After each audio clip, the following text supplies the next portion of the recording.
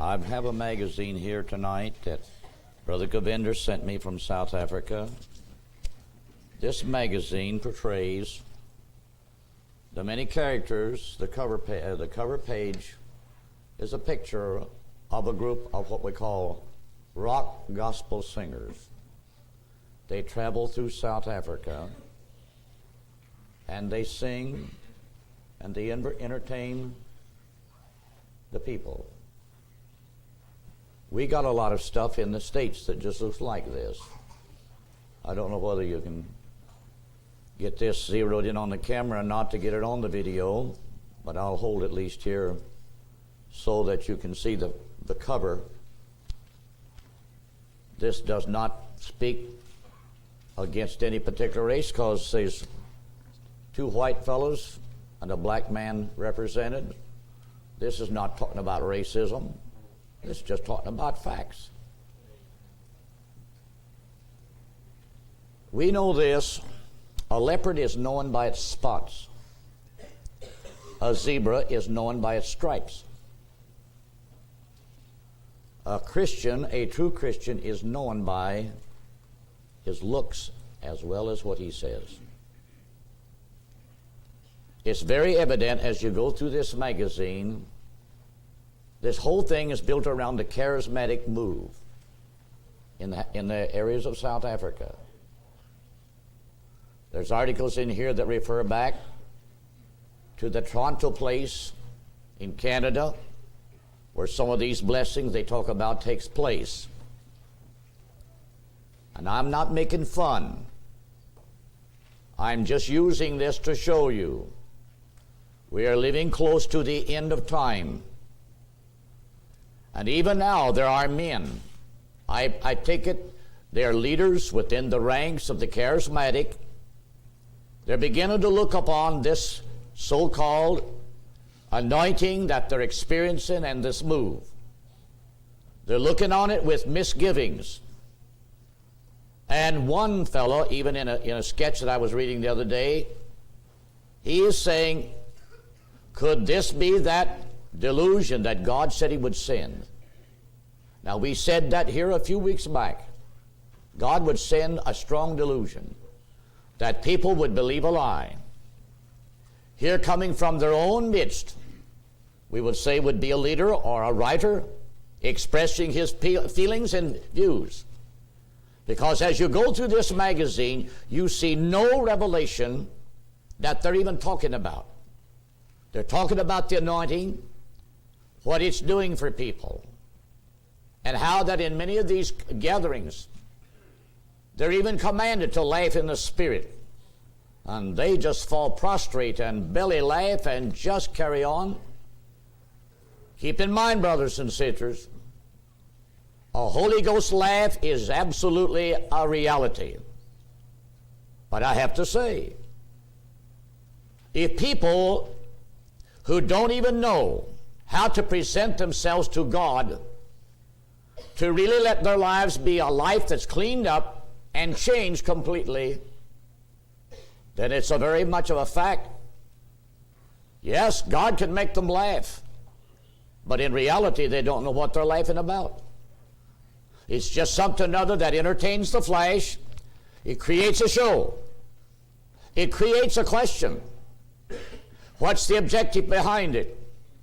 Because if there's no revelation comes out of it, such as did what they received on the day of Pentecost in the upper room, then I'd have to say, brothers and sisters, it goes to show the anointing can be real, but it's missing something. God has just sent enough of his blessings to make them think that they're on the right track when actually they're on the wrong track. And I'm going to leave the magazine in the church. Here's a picture of the same group. It tells all about them, gives a lot of their testimony and everything. It highly publicizes them. Here's another picture of them. Here's another picture of them. They're in different places, putting on their sing, and even they advertise their kind of gospel hard rock. And here is a big display advertising someplace where they're going to be. The Holy Ghost blessings, in other words, they marked the part of Toronto out because it's not in Toronto, it's in South Africa now. And then it goes from that into other subjects, but it's all based upon this move of the Spirit that has been going on in the charismatic in South Africa. Now, I'm just going to, one of you want to come here and get it? But don't look at it while I'm preaching.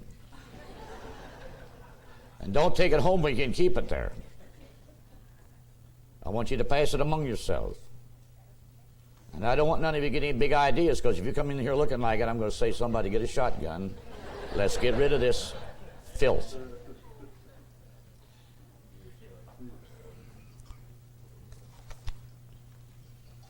I may not always mean what I'm saying, but I hope to goodness you know what I meant by what I said. Now, we're picking up tonight with what we was on Thursday night. And I've got some things here, brothers and sisters, would really make you just wonder where we're at. We're using this chart. This portrays the week of Daniel. We don't know where we're at in time in relationship to that. But we do believe, according to scriptures and things that we're seeing going on in the world, we're somewhere short of this week of Daniel.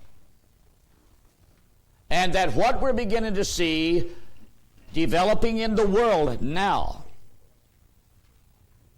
whether it is a trend in politics or religion, economics, or else in some social disorder, all of this eventually is going to wind up in this week of Daniel. That's why Daniel 12 said, and there'll be a time of trouble, such as there never was before, and never shall be again hereafter. It's at that time Daniel was promised his people, the Jews, would be delivered. We know the first half of this week, the 144,000 will be sealed away.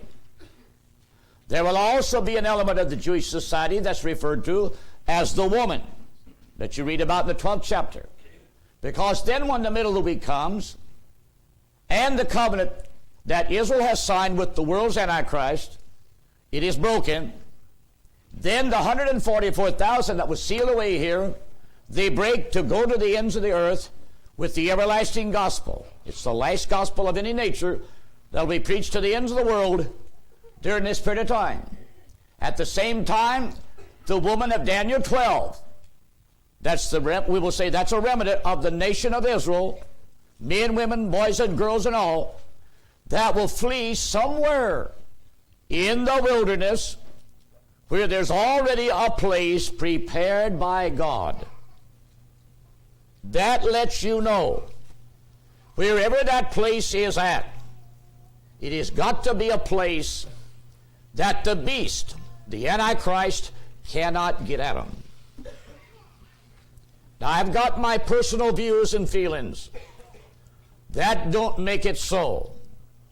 But I believe as we get closer to the time that this week is to start, we will begin to see, in a general way, approximately where could such a place be. Because, brothers and sisters, keep in mind, from this point, from the time this total week starts, until that covenant is broken, and then the woman has to flee, you've only got 3.5 years. So this lets me know this place that this woman is to flee to in this period of time, no doubt there's got to be preparatory conditions already set in, even before this week starts, so that by the time we do arrive at this point, then these two prophets are going to know exactly where this place is at. But now then, until then, I want you to listen to this. I'm going to overlap what I said Thursday night because I want to pick it up. When I went home, I know some of you in here that you probably get this Indiana Rural Electrification magazine. How many do? If you turn the cover over, and on I think page 2 or 3 is this article. Opal said Friday morning, she said, look here. Here's your sermon. Now I'm going to read it to you when I get down to the end of my message tonight. This man is the general manager of the Indiana Statewide Rural Electrification Company. The things he says goes right along with all of this.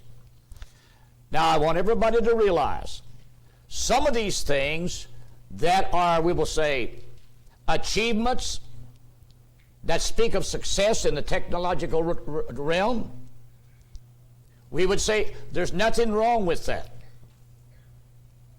But this technology that America has, according to one of these statistics in this brochure that was sent, it's one of the last things America has. I remember, brothers and sisters, I said Thursday night, there was no nation that could outproduce us in steel.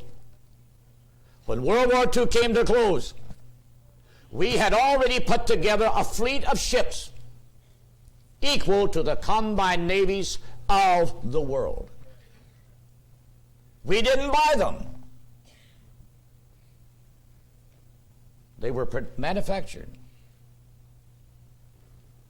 And I forget who was the fellow that said, give him the workers, and he would turn out so many Liberty ships. I've even wrote on the things. But when the Japanese sunk many of our prime naval ships at Pearl Harbor, following that was the Battle of Midway. We lost some more. Following that was the Coral Sea Battle, when our Marines invaded Guadalcanal. These 3 conflicts cost us heavy in naval equipment. By the time they'd gone through the Coral Sea Battle, our ship's yards was absolutely, welders was going 24 hours a day.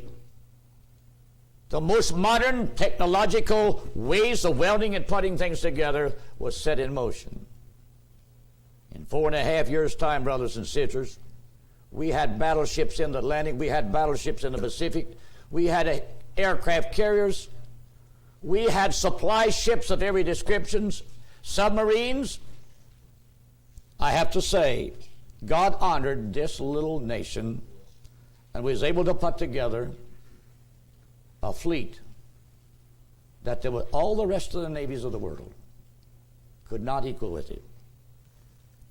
But as the war ended, we began to divert, where they made the tanks,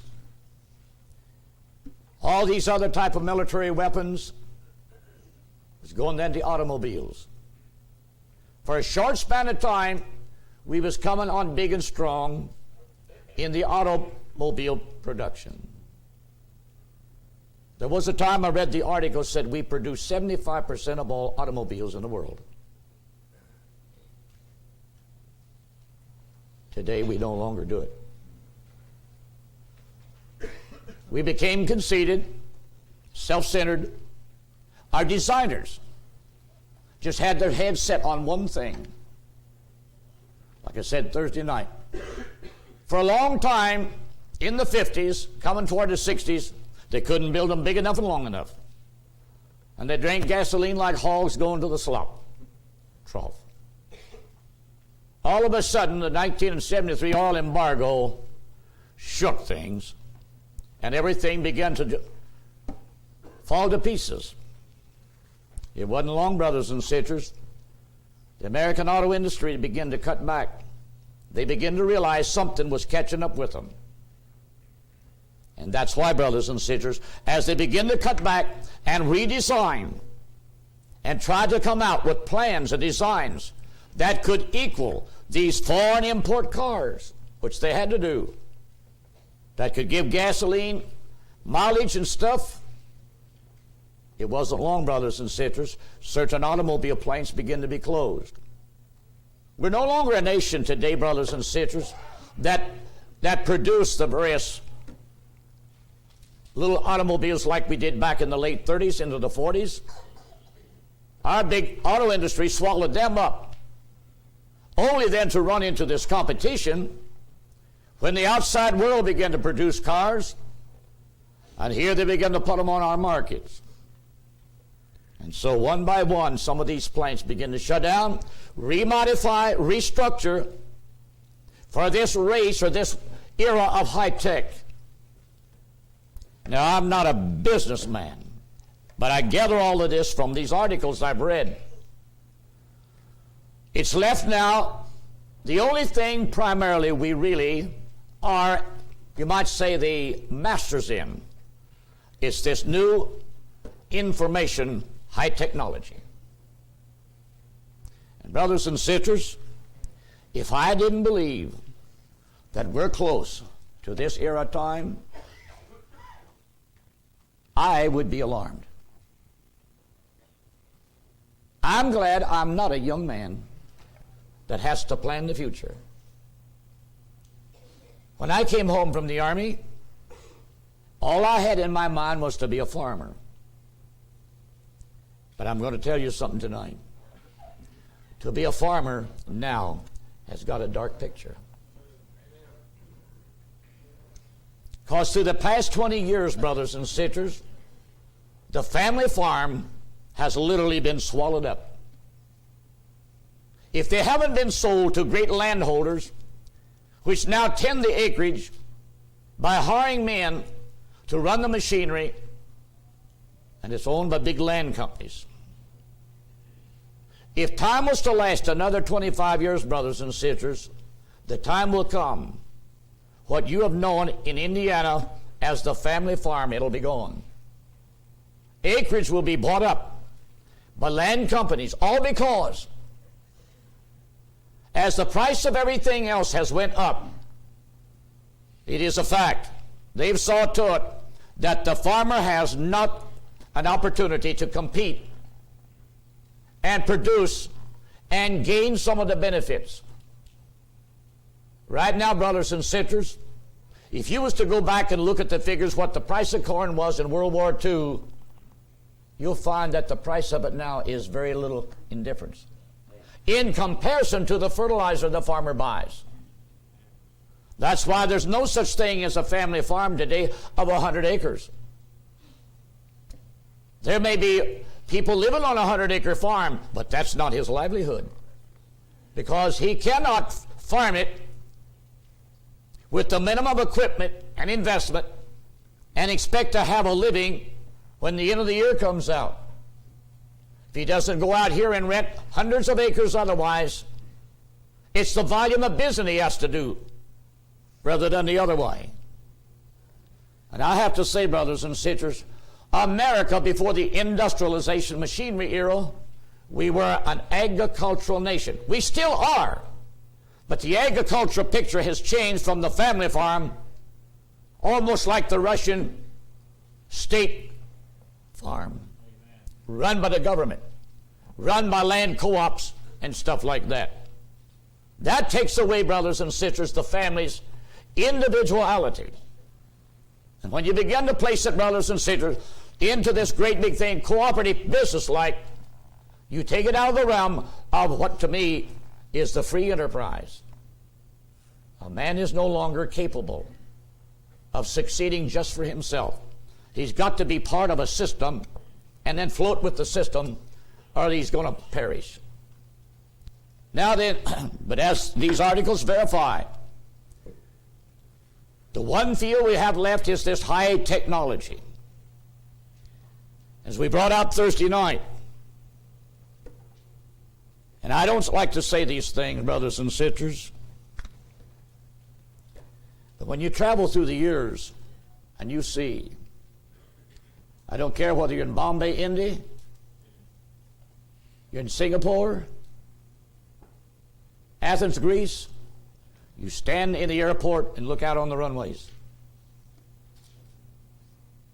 3 out of 4 airplanes sitting there will be airplanes designed by American production. That giant big 747 you see coming in and landing, I remember when that thing was tested. They flew it from the States to England and landed it. At that time, as they described its hugeness, you could almost say, how in the world can they get such a thing off of the ground? But when you ride in one, it doesn't matter whether they got 375 people or 475 on there. You give that thing a minute, and she's in the air.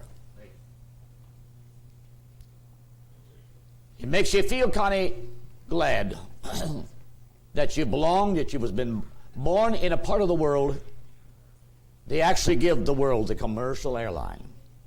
Sure, Francis came on, but none of them could compete and compare with the production, the capability that our country was able.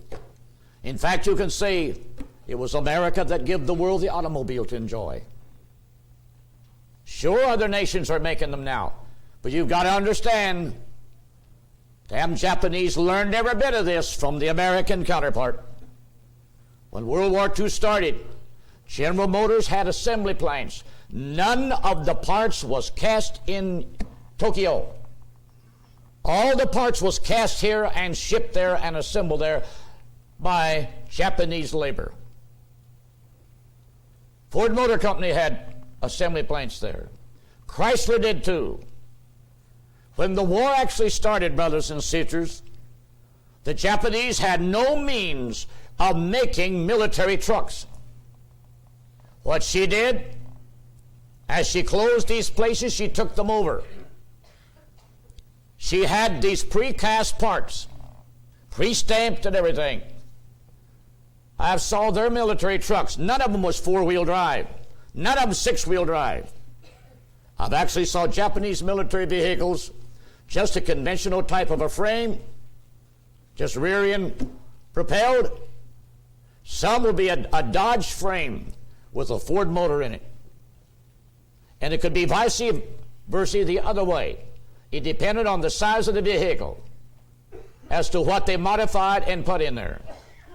And that's why most of the time our invasions in the Pacific, especially in certain island realms, was always planned when the monsoon season would hit, because they knew that when the rains would start, the Japanese supply lines wouldn't be long in bogging down, because they did not have the four-wheel drive, the six-wheel drive to take them through the mud.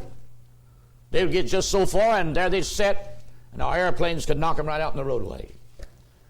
That's why when you go, for a long time, you could go to some of these islands that the war forsook, and you could see them old burnt-out hulls sitting there, right where they'd been plastered. But then when the war was over, we took the job of, we will say, rebuilding Japan. When we did, again we sent in our technicians to redesign these plants, to give them back an opportunity. And then it wasn't long, brothers and sisters. They was looking at our own blueprints, learning the technology. They'd go a block and a half down the roads, down the street somewhere, set up their own little shops. That wasn't long, they was turning out little parts their own themselves. And that's why we used to lead the world in the manufacturing of the motorcycle. But now then, outside the Harley Davidson, the Japanese turns out the rest, and you know it. I'm saying all of that to say our nation is changing. It is actually fallen. It's fell so slow and gradually that each generation living within its period can't recognize what's taken place. But we no longer have the big steel cities like Pittsburgh and Youngstown, Ohio, because that's mainly what they turned out there. Steel of various descriptions. That doesn't say there still isn't steel turned out in the States, but it's no longer a major product on our commodity. But brothers and sisters, we gave the world the television. We gave the world the interspace communication, satellite.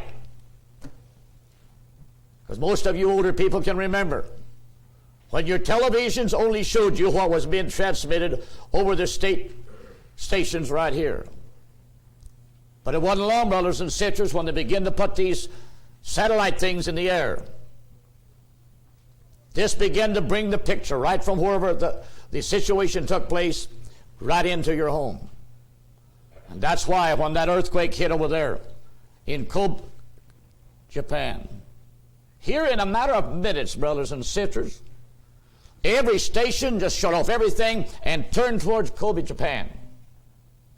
And here people in America, in the daylight, when it occurred in the early dawn hours over there, they were seeing this city still under semi-darkness, laying there in shambles. And our news media was talking about it, looking at the pictures. The other night it showed China had tried to launch a big rocket. The United States had a big satellite thing that they were going to send up. This would be placed above certain portions of the Asia continent, and I believe certain areas like Indonesia and Australia. That's where it would be more or less stationed at. In this material, we are entering in a period of time. In this brochure here, they're putting it in a period of 10 years. Naturally, brothers and sisters, you've got to realize they are business people. They are carnal as far as they don't look at the Bible. A lot of this success, a lot of this achievement, naturally, if we're getting close to this week of Daniel, sure, it's going to pass right on into that era of time. That's not going to change the progress. But it's the negative side that this begins to have on society and our nation. What's this going to produce? All this success is not going to mean wonderful for everybody. If it's going to be a time of trouble, then we've got to read that trouble as we view society, nations as a whole. Because really this week of Daniel, it really is man's last struggle to get a hold of everything, try to tie the loose ends of everything together for the purpose of establishing peace, tranquility, prosperity, and stability for people of the whole world. That's what it's for. It's a man struggling to try to solve the world's problems. No sooner did the communist empire begin to crumble in the old regions of Macedonia, what happened? The Serbs and the Bosnians, they're at it.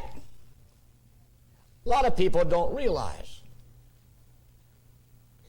that as this great communist monster had swallowed these areas up and controlled them, held them in darkness,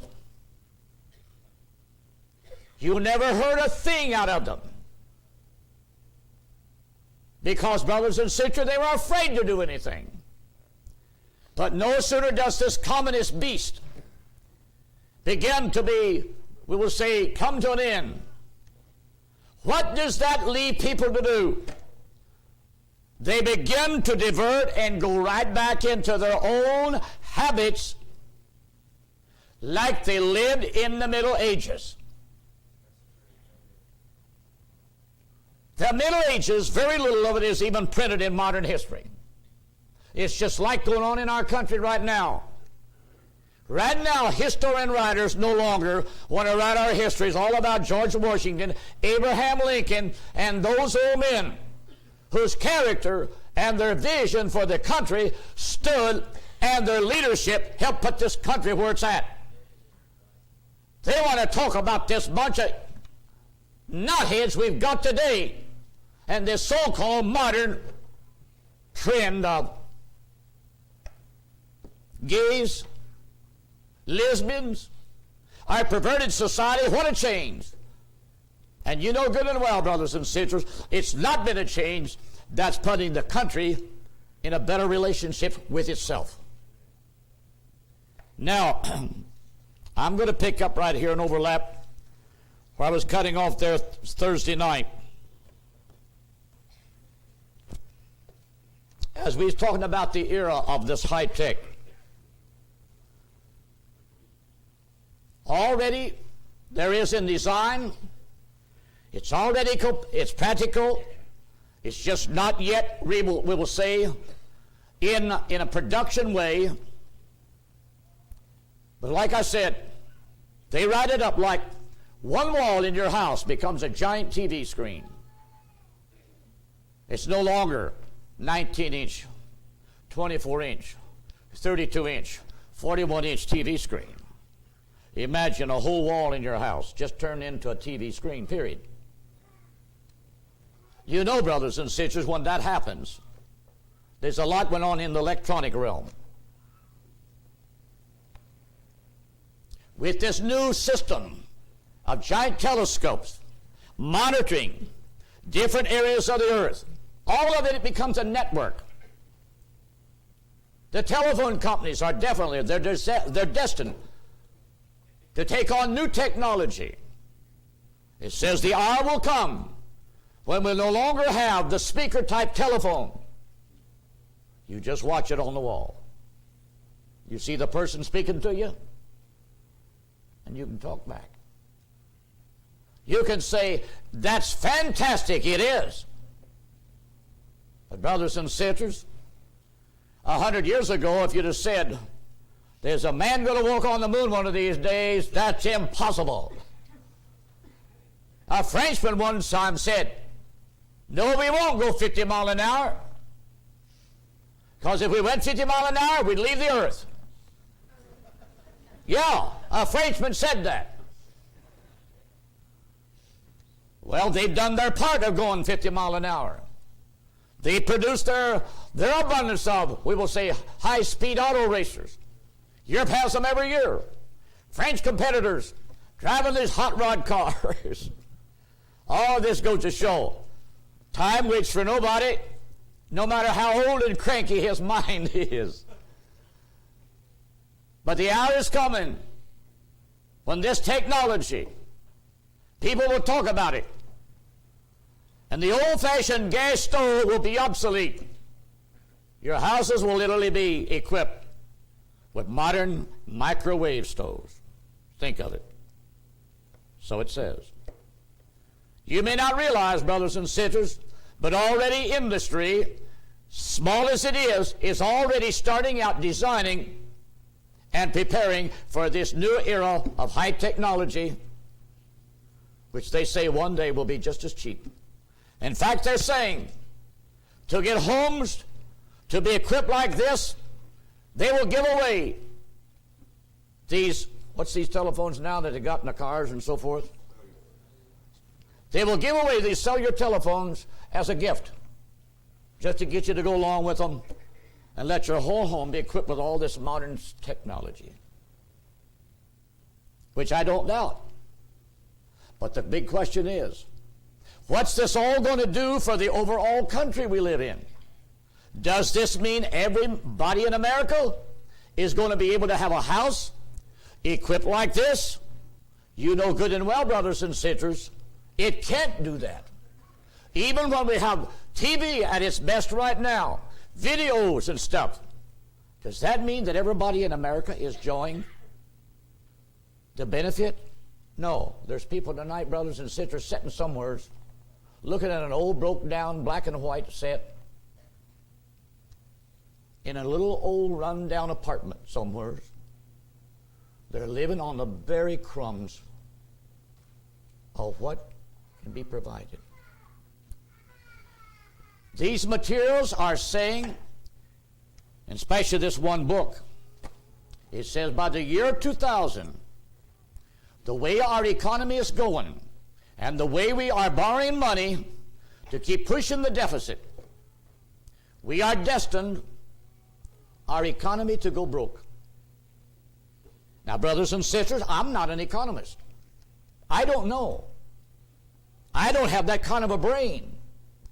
But I do know there's economists in the nation who are not Christians. They look at this thing, brothers and sisters, with reality. And they're becoming alarmed by it. I read this other brochure. They're given 2005. They're saying, no way we can, as we pass the $4 trillion debt, the deficit they call it, can we expect our economy to keep on going?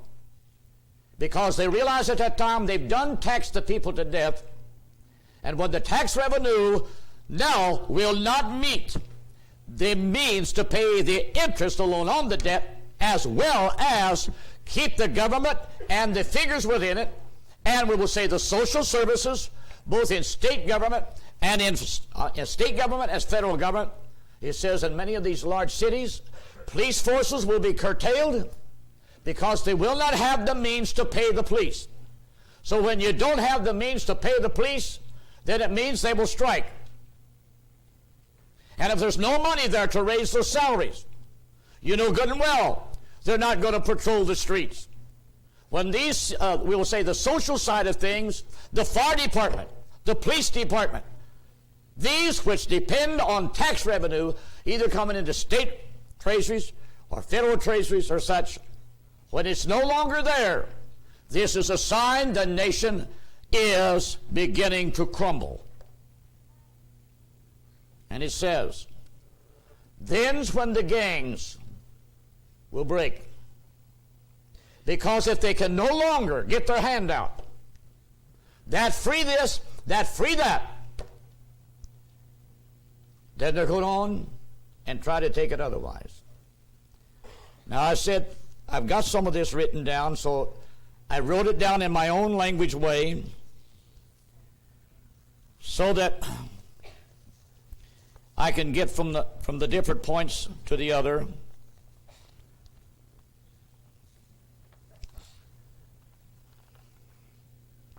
Yes, it says at the flip of a switch, you can travel to anywhere in the world and see all of nature's scenery, such as in China. You can see the rainforest in South America. You can see the Amazon River. You can see the jungles of Africa. And you will not have to, we will say, pay any extra, because it's all right there in this new era of technology. It says if you want to zero in on a certain area within the scene you're looking at, you can do that, and you have the option of being able to contact someone within that area that can explain to you and give to you and talk to you in a conversational way all about this beautiful scenery. What a world we live in. All because 200 miles in the air is giant telescopes zeroed in on certain sections of the earth, planet. And you can just tune into that anytime you want to. Well, I'm not complaining about that. But then the negative side of that is this. Somewhere in America, there's another part of the society that can't do that. They can't have that. Yes, at the same time, many of the big cities will become run-down slums, infested with gangs of fatherless children, all because of the breakup of government and its power due to the fact it's no longer got the revenue. It says this debt will have to be paid, and it'll be paid just like all other nations have, inflated money. You know what that is? It means the dollar no longer is worth what it used to be. They can knock it down, it's half value, it's a third value. What a dollar used to be, if it was valued at 97 cents, they can cut it down to be 62 cents. And brothers and sisters, that's just a figure of speech. All of that's done, brothers and sisters, because sooner or later, it's like a thermometer. The mercury in that glass tube will only go so far. And if the temperature is above its readings, it's got to break. And brothers and sisters, when World War II was over, Japan was literally broke. The yen that the Japanese had at that time was as worthless as the paper it was written on. Because I know when we went into Okinawa, it was the Japanese yen that was there. So the Americans, they print what they call occupational money. It's a yen. It's just like the Japanese yen. But I'll tell you, brothers and sisters, that little old piece of paper, they had it all different sizes. It was as worthless almost as the paper was written on. But it served a purpose during the time we was there. But then when the war was over, then we can see something. Japan had to begin to do something. And now then, brothers and sisters, they pull themselves way out of a lot of the problems. Yes, it tells here in this report, a year ago. Now here's, brothers and sisters, is what I have to say. Sex education in our schools have done. It's done no good to American society. Done nothing. It's unproductive. It's unbeneficial. 70,000, I'm looking at the number, of unwed white girls give birth to babies in America that once was a Christian nation. Wouldn't thought of such a picture of things. All of this goes to show, brothers and sisters, you can't go against God's laws and His Word and expect to get by with it. With a society like this, and with a future era, in just a few short years now, as the breakdown of our major metropolitan cities crumbling in, and it says the rich are moving. The real estate in these big cities that used to sell a tremendous price because people came from the countryside there, now it's reversed. Now then, as the rich are leaving, then this real estate, places where the wealthy, the elite lived, now then, the property is going on the auction block, many times sold just for the price almost of a new roof on the building. All because nobody wants it. All of this lets us see, brothers and sisters, within America there's a change coming. And people somehow or other are just walking down the road of life with their eyes closed. What do I care as long as I've got something to eat? It all adds up to one thing. It's not always going to stay like this. God lets certain things develop, brothers and sisters, as a means to knock on our door. And it's time for us to take stock of ourselves and begin to ask ourselves, what are we planning on doing with ourselves? Now, none of this, brothers and sisters, means when you become hysterical, you throw your hands in the air, oh, what am I going to do? There's one thing sure. Let's start really living for God a dedicated life. And let's stop this thing thinking that I'm here for the next 100 years. You're not here for the next 100 years if we're facing the coming of the Lord Jesus Christ. We've just as well to accept the fact one of these days there's going to be a generation see this whole thing wound up. And I believe, brothers and sisters, we are that collective element of a generation that's going to see it all in. And the sad part of it is we're going to see a lot of people, brothers and sisters, go end over end as they're thrown off into this, we will say, this era of uncertainty that's going to create this time of trouble, unrest, instability. What did Jesus say in Matthew 24? And there shall be wars and rumors of wars. Since the breakup of the Russian Empire, look what's going on in that same. Not only is it in Serbia and Bosnia, but right in the provinces of Russia. Chechnya, even in the Ukraine, Armenia, which you hear very little about. But they've got internal unrest because these people, brothers and sisters, have different cultures and philosophies of life. When they lost the hold, Russia, that is the communist hold, these people begin to go back into their old ways. In other words, they wanted, we will say, to identify themselves. All of that creates an era of instability. And it just goes to show Europe don't want to get involved, really committed to put an end to the Bosnian War. It's just like the disruption of things in Africa. That thing in Rwanda, brothers and sisters, that was not a racial war. You look at that bunch of leaders of them nations, it's tribe against tribe. Just like they was fighting their brothers and sisters before the Christian era. Now as I go on,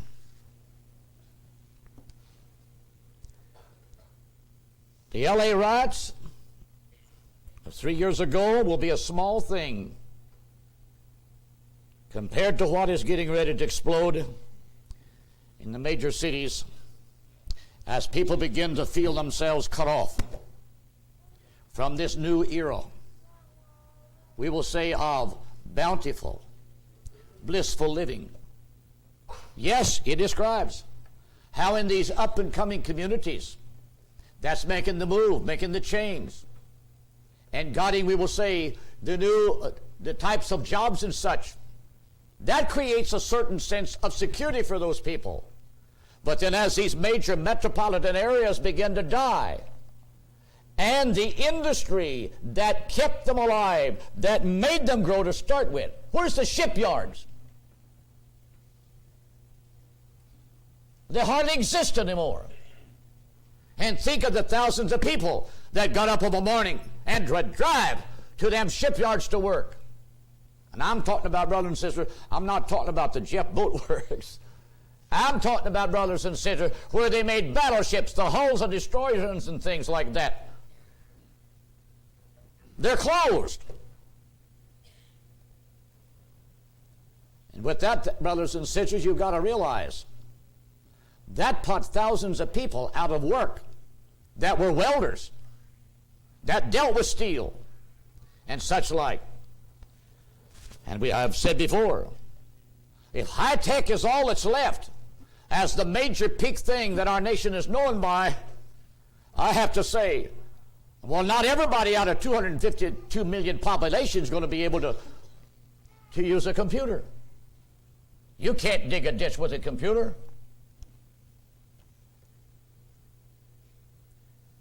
There's a lot of these things, these menial, hard tasks you just don't do with a computer.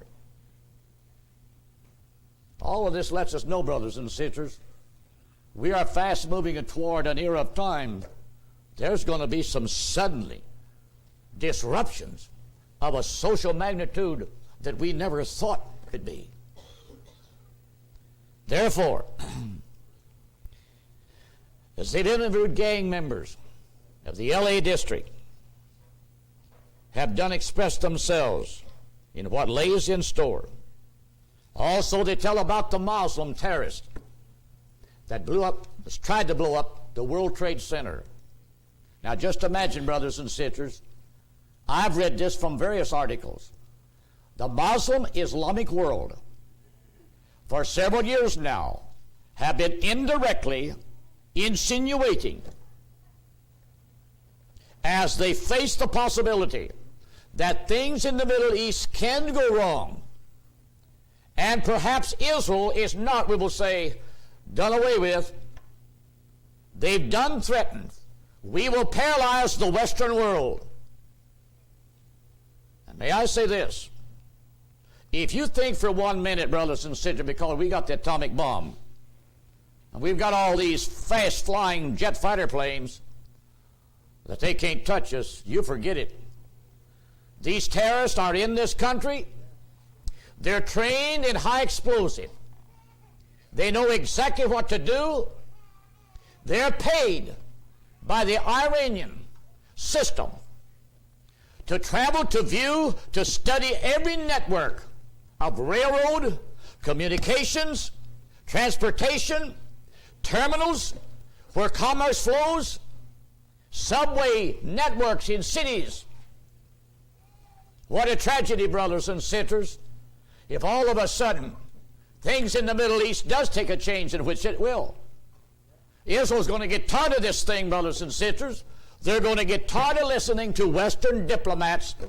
Well, we've got to compromise. We've got to negotiate. We've got to do this. We've got to do that. One of these days, brothers and sisters, the Israeli people are going to be forced to turn and change the attitude, and they're going to demand the politicians to do likewise. And that's why God says, in that day the governors of Judah will be like a terror to them round about. When that happens, the Islamic world is going to begin to see things not going our way. So they're definitely going to try to say, then we will show the West they cannot side in with Israel. And I have to say, brothers and sisters, I wouldn't want to live in New York City where some of these underground subway networks are going. But if you think, brothers and sisters, that's fun down in one of them places, and one of them terrorists comes along and just plants some kind of a satchel of high explosives at a certain strategic spot, it can be set up by remote control, and that train is blown all to pieces, it jams the tunnels, the fire is on, and hundreds of people, brothers and sisters, are trying to get out of there screaming their heads off. But what does the Muslim world care? At the same time, they know exactly where certain communication centers are at. They know exactly how to sabotage it. First thing, brothers and sisters, they will break the sabotage. They will blow up terminals of transportation of products. That's their business. They're trained to do that. And then on top of that, brothers and sisters, as the economic picture will begin to, we will say, weaken and get worse. What do you think that's going to do to all these minority and these gangs of hoodlums that ripped and tore L.A. all to pieces? They're going to say, now's our time. And I have to believe, brothers and sisters, America's going to find herself in one of the worst eras of judgment. It's going to make the Revolutionary War and the Civil War look very small to compare to what can go on right inside of her. A guerrilla warfare, brothers and sisters, is one of the most terrorizing, tormenting, sleepless episodes because you never know where the enemy's at. That's why Israel's had to live for years, always at night, afraid to go to sleep. Because you don't know where the enemy's prowling until after the bomb of the things is done went off.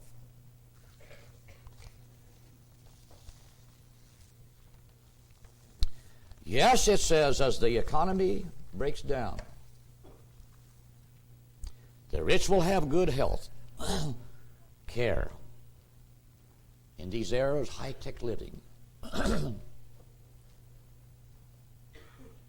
The poor will have nothing. And already there is the appearance of runaway, mutant viruses that will become plagues, that will take untold numbers of human lives. I think I mentioned this Thursday night. I read an article about that hit the Navajo Indians. I believe it's now going on about 2 years ago. They tried to see if that was denoting any kind of a hereditary thing that went back years ago in certain Indian diseases. But it definitely was a virus that if they didn't catch it in time and isolate it, it went immediately into a pneumonia thing, which brought instant death. It had the medical professions almost over this whole nation working around the clock, trying to take this and isolating it. I'm saying that, brothers and sisters. Do you know what Jesus said in Matthew 24? For then shall be great tribulation. We look at tribulation as just a era when the beast is going to kill a lot of people. But I believe there's going to be a lot of other things of a negative nature. The rich may be very happy with their abundance, but there's going to be poor people, brothers and sisters, that ain't got a thing and have a very dismal future to look at. And they're going to care less. And as the devil, no doubt, will be allowed to turn loose untold numbers of deadly diseases. Always remember, brothers and sisters, don't never forget how God dealt with Israel in ancient times.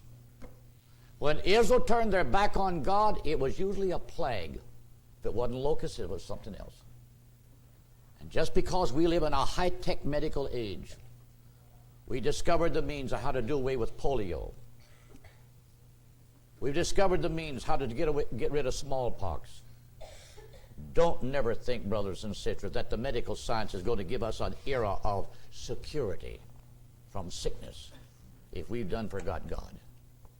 Because God can tell that old devil anytime, okay, Satan, turn loose another. And they refer to the last flu epidemic we had just right after the turn of the 20th century. It hit Philadelphia and Baltimore. It took 1 out of every 7 people. As that plague of flu spread to Europe, before it was all brought eventually to a stop, it had taken 25 million people. I remember Brother Strongman telling us how in Norway, of course this was back, I believe, in an earlier period than that. It was one of the great plague hit Europe. They called it the Black Plague. I believe that was between the 12th and 13th century. When this flu virus hit over there, it took human lives by the thousands. There's 2 places today, they're small towns. One is named Herdal and Mandal. Mandal is the masculine name, and the story is there was 1 man left alive that had not died. Over the mountain in this other place, village, it's called Herdal because it's the feminine name. There was 1 woman left alive. And that's why them 2 villages are named like that today. There was just 1 individual people left alive. And brothers and sisters, while we're living in an era of time of high-tech medication, all this scientific means of taking blood tests and all of this, I don't want to laugh at it. I don't want to discredit for God having allowed man to achieve some of this. But I do know at the same time, brothers and sisters, as man gets further away from God, and as he reaches an era that he's going to build himself into an era of time of super security, and he's going to leave God out of the picture. That's why God has got something other he's going to let him see. And it'll be a time of trouble. And it says right here, as Jesus says, "For then shall be great tribulation, such as was not since the beginning of the world, to this time no nor ever shall be, and except those days be shortened, there'd be no flesh saved." When we watch on TV news this terrible conflict in Rwanda and Rwanda, many of those people was absolutely mutilated and killed by the enemy type forces. But as they fled into these refugee villages across, then a plague, disease, began to break out. And I remember one night, brothers and sisters, it showed these bodies of people getting sick and dying just in a matter of hours. No medication, no first aid, no hygiene. The people are living, you might say, just waiting to die, because that's what war, conflict, the disruptions of the normal trend of decency is, when the devil just takes a bunch of bigoted leaders and want to use and take advantage for that of their own wealth and their own well-being. They will sacrifice untold numbers of people, all because they just want to sit in a power position. Thousands of people, brothers and sisters, are dying over there that didn't have a bullet in them. They're dying because they've got nothing to take care of their health. And don't never think it can't come to America. If God's looking at America tonight, brothers and sisters, and he is finding disfavor with it, you rest assured, as we get closer to this era of time, I have to believe whatever years is left, we're going to see some things set forth here that's going to cause people to realize he blessed this nation. But now he can lift that blessing. I'll soon be done here. It gives, for instance here, one such virus 20 years back called the Ebola Zaire, which came from Zaire, Africa, in some monkeys that had been brought to Reston, Virginia. for medical experiments. They had this virus. Had they not found it in time, and that had got to the outside and got among people, it said in the villages where these monkeys came from, 9 out of every 10 people living there died. And we were not told about that. That's why there was a man, he put a narrative together here, it's been about 3 years ago, and he titled it, The Death of a Continent.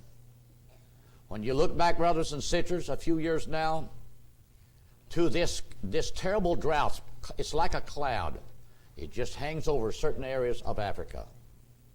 Along with the breakup of their own social systems within, communism did its part.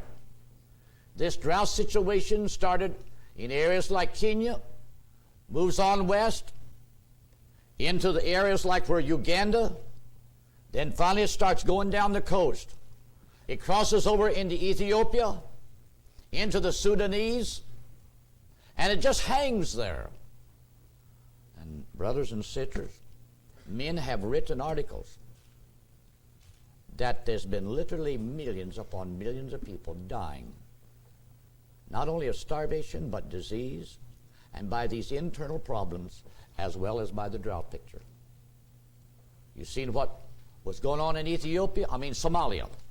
That was basically a drought situation, but look at the warlords that was using that situation, we will say, to fatten their own tummies. Now, brothers and sisters, a lot of people might think I'm a cruel person. When we stop playing politics with these world leaders that do their own people like that, and go in there and treat them the way justice should be. Well, what is justice, Brother Jackson? Round up every one of them warlords and then just say to the people, come here. These are the characters that brought all this hardship on you. Now you set up a tribunal. You judge them, and you do to them what they've done to you. The same thing ought to took place down there in Haiti, too. Instead of us sending some men down there, brothers and sisters, with a few $1 million in their pockets and pay that great big arrogant guy so much money to get out of office, they ought to shot him. Because as our own soldiers had to stand right there, brothers and sisters, and see how the police force of that crooked outfit was doing the people, that's testimony enough. There ought to be a stop to this. Rather than carrying it on like this is international diplomacy. It's hypocrisy. It's injustice. It's indecency. That's why, brothers and sisters, when God does it, He's going to bury a lot of this world just under such trashy ways of living like that. All right. And as we're talking about the street gangs, it mentions in L.A., approximately 80,000 gang members. They're called the Crips and the Bloods. They're heavily armed with not only your Saturday night specials, but with the Uzi, with the AK-47. We have those people in America today who are trying to get an anti-gun law in motion. I can sympathize with certain things up to a point. But I know one thing also. You take away every kind of farm away from every law-abiding American, then I'll tell you, the gangs will have a heyday. That means they can ride down Main Street, you're asleep, and they can sit right there. They know who lives in that house. They got your number. If they don't like you, they can sit right there and just use your house as a target. And when they think they have put enough of bullets through it, they can drive on. If you was lucky enough to roll out of bed and get under a bed or something or other before one of them things hit you, you might say, oh, brothers, You don't know what these crazy gangs, they don't care to brothers and sisters, just shoot anywhere at random, and children get caught in the crossfire. That's why I've said, brothers and sisters, Jesse James and his kind were angels compared to this lawless stuff we got today. They got no respect to nothing. But all of that adds up to one thing. Daniel 12 said, and the wicked shall do wickedly, but the wise shall understand. And as the wise do understand, then we should realize we are entering an era of time, and of the nation of all nations that has been blessed, I have to say, somewheres there's a terrible price this nation is going to pay for having sold itself out to such a picture as this.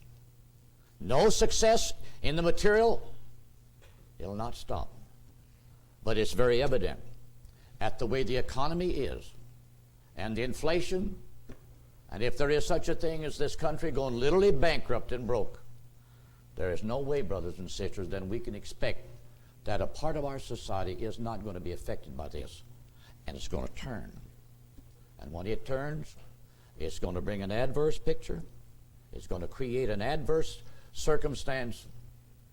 And I'll have to say, maybe what's going on in Bosnia, maybe what's going on in Aranda, we may see it here. But I have to say, if we do, brothers and sisters, then it'll mean we're very close to the coming of the Lord. Don't forget George Washington's vision. How many remembered? And I believe it's just right in front of us in a short time. And I believe it fits right into the Scripture. So I'm going to quit here tonight. And now, this article that was taken out of this room